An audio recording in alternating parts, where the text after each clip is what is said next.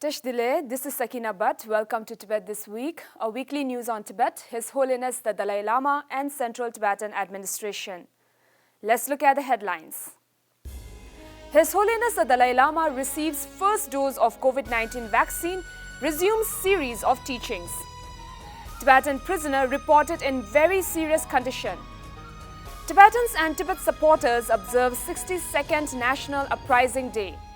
Himachal Forest Minister and MLA call on Sikyong. Tibetan supporters continue to discuss Tibet. Tibetan Women's Day, from dying for country 62 years ago to saving lives in pandemic. Tibetan women's football team qualifies for CONIFA. His Holiness the Dalai Lama received his first dose of COVID-19 vaccine at Zonal Hospital in Dharamshala on Saturday last week, where His Holiness appealed to all eligible, especially patients, to come forward and get themselves vaccinated for the greater good of society. More people should have courage to take this injection. He enrolled himself to be vaccinated. The question was where to vaccinate him. He himself offered that he will be coming to the hospital like a common man to get himself vaccinated. होता है कि थोड़ा सा डर तो लगता ही है कि हाँ लगा रहे हैं बट सब कुछ अच्छे से हो गया बस इतना सा था. His Holiness resumed online teachings on Thursday this week by beginning a 2-day teaching on praise to the 17 Nalanda masters and Je Tsongkhapa's 3 principal aspects of the path. On Friday last week, His Holiness the Dalai Lama gave an inaugural address at Virtual International Conference on the Tri Shiksha, the 3 training in the Pali and Sanskrit traditions of Buddhism. The Chinese authorities have released a 30-year-old Tibetan political prisoner, Khangpo Rike Nima, in critical health condition. According to Radio Free Asia, Nima was released a year before completing his sentence on the 25th of February in Thakpo Prefecture, incorporated in China's Sichuan province. Nima was arrested for a peaceful protest against the Chinese rule and sentenced to 10 years for disrupting social stability and inciting separatism in 2012. Around 10 others, including 2 monks from Thakpo Monastery, Tashi Dhargel and Namgyel, were reportedly sentenced to between 12 to 14 years. Tibetans and Tibet supporters around the world observed the commemoration of the 62nd Tibetan National Uprising Day on the 10th of March. During the official ceremony commemorating the day, Sikyong paid tribute to the countless numbers of Tibetan martyrs on the occasion and urged Tibetans to collectively push the Tibetan cause on the global platform and ensure the sacrifices of the Tibetan martyrs are not in vain. We stand united with our brothers and sisters in Tibet, especially with the political prisoners who remain resolute despite the inhuman treatment and torture they suffer in Chinese prisons. Speaker of Tibetan Parliament in Exile, Pema Chungne, made an urgent appeal to the UN Human Rights Council to take the necessary actions against China's repression of Tibetans, drawing upon the prominent case of recently released language rights advocate Tashi Wangchuk, whose condition is yet unknown, and similarly for the release of all the other political prisoners, beginning with the abducted 11th Panchen Lama.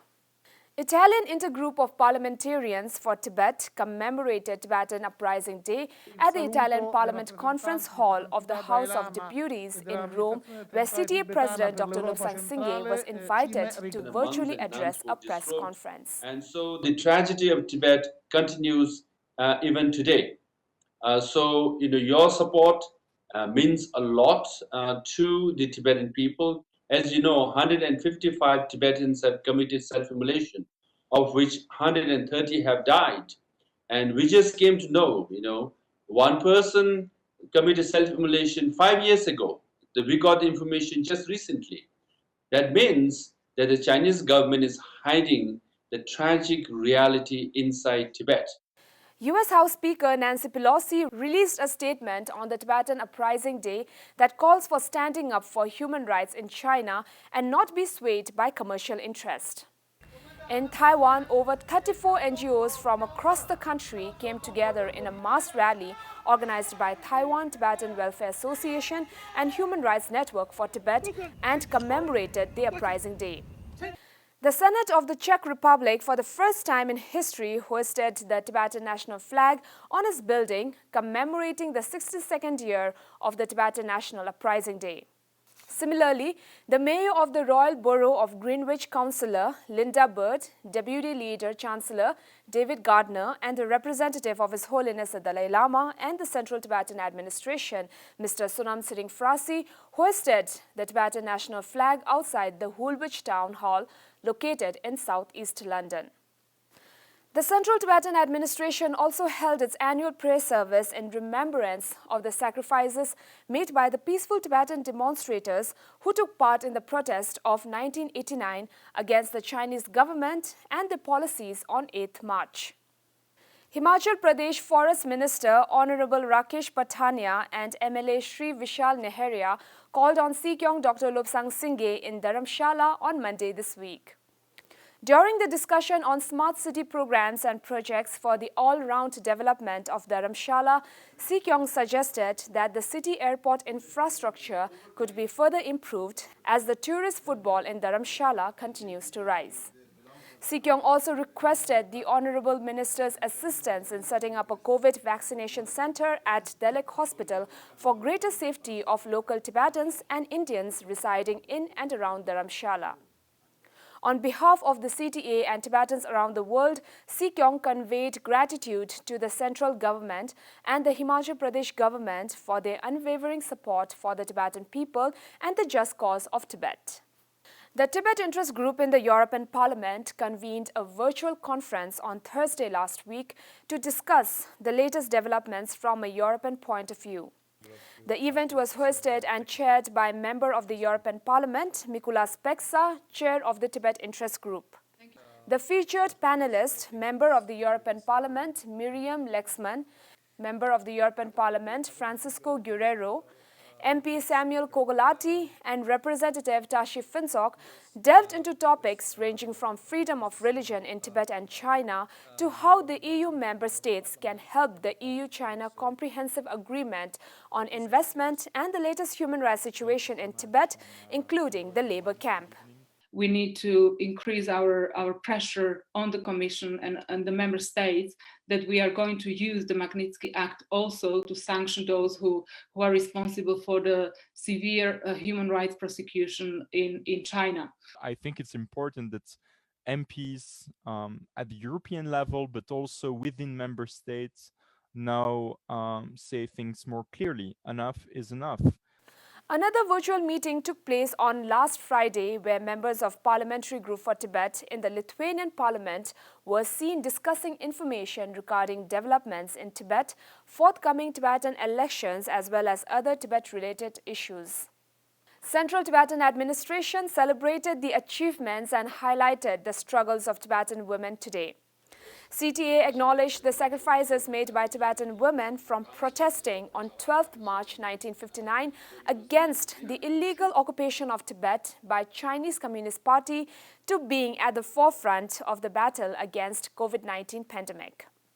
At the official ceremony marking the day, Tibetan health professionals shared their experiences of leading the community in its fight against the pandemic, and school students were awarded for turning in the best essays on women empowerment.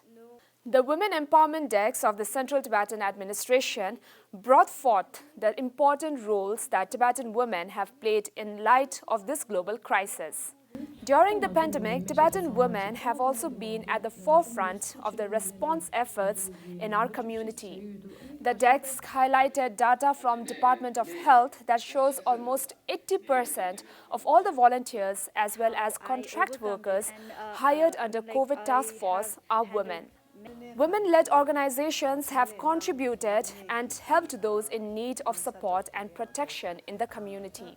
Echoing the theme of the International Women's Day, the Women Empowerment Desk called for inclusion of more women at decision-making tables everywhere, including integration of women's perspectives in the formulation and implementation of policies and programs in all spheres and at all stages of pandemic in immediate and long-term response and recovery efforts. For the first time ever, the 2021 election in the local assembly of the Tibetan community of Switzerland and Liechtenstein saw a record number of 8 Tibetan women accepting the responsibility, totaling over 30% of the total members, whereas the last assembly had only 1 woman member. Most of them are assuming leadership roles for the first time and intend to work towards preservation as well as the promotion of the Tibetan language and culture. The Tibetan community of Switzerland and Liechtenstein is the only local assembly established outside of India, Nepal and Bhutan. The assembly consists of 25 members headed by a president and vice president. Tibetan National Sports Association announced that Tibetan women's football team has qualified for the upcoming CONIFA, Confederation of Independent Football Tournament, Women's Football Cup, to be held in Romania from 23rd to 30th June 2021. This is the first time Tibetan women's football team is being invited to play in CONIFA.